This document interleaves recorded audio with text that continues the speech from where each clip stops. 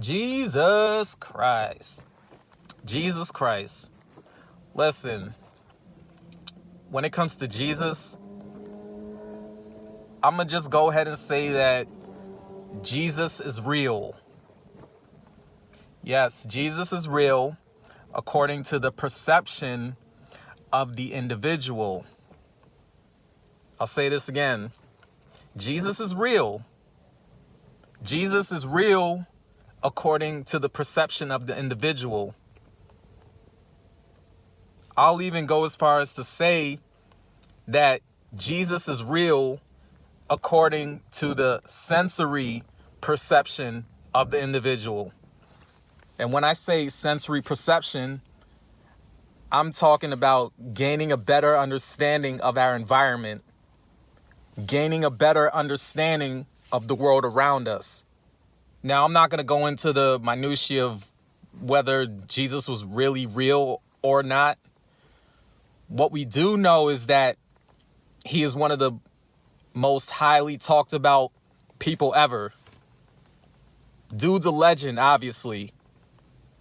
He has to be one of the most talked about legends ever. He has to be one of the most talked about people ever throughout history. And I say all this to say that there is power and energy in thought. There is power and energy in imagination. Our thoughts go into the universe and they become something.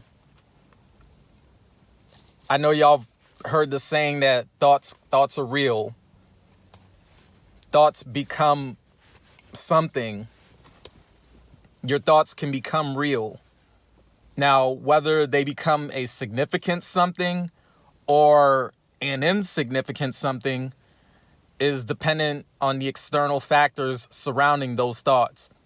So to go a little further, if a large group of people throughout time, throughout history, have believed in Jesus and have dedicated their time, energy, and resources to getting others to believe in Jesus, then that's a serious amount of thought energy that has made Jesus real.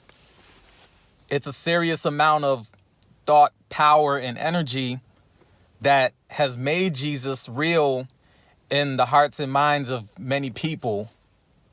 Now, whether Jesus is real or not, whether you believe in Jesus or you don't believe in Jesus, this is something that people have continuously debated for Lord knows how many years, how many decades, how many centuries, even millennia.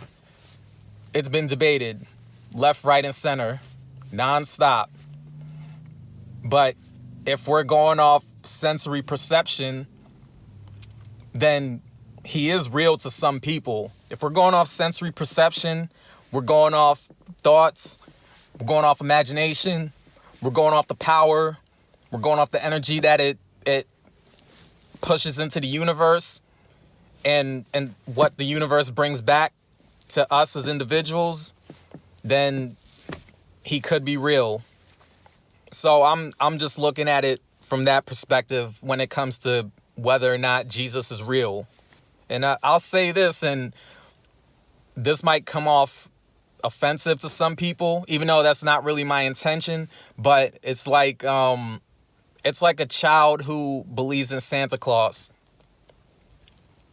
You can't tell that child that Santa Claus isn't real, because to that boy or girl, Santa Claus is real.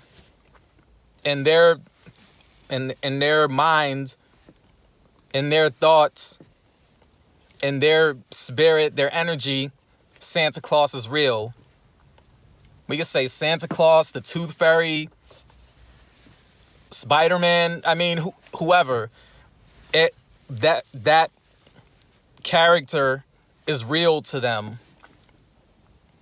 So when you go up to a Christian and tell them that Jesus isn't real, they could be offended by that because to them, Jesus is real.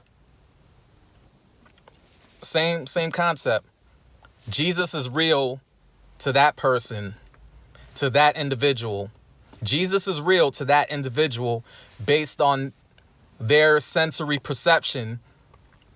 Although some people will, say that they've read the Bible and they've studied history and, there's all these facts and all this proof and, they'll say there's all these facts, there's all this proof as to how Jesus is real.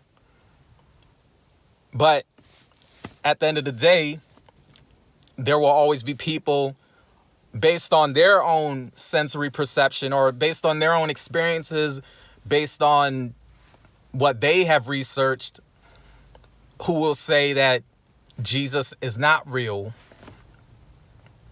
So that's why I say Jesus Christ is real according to an individual's perception, according to an individual's sensory perception.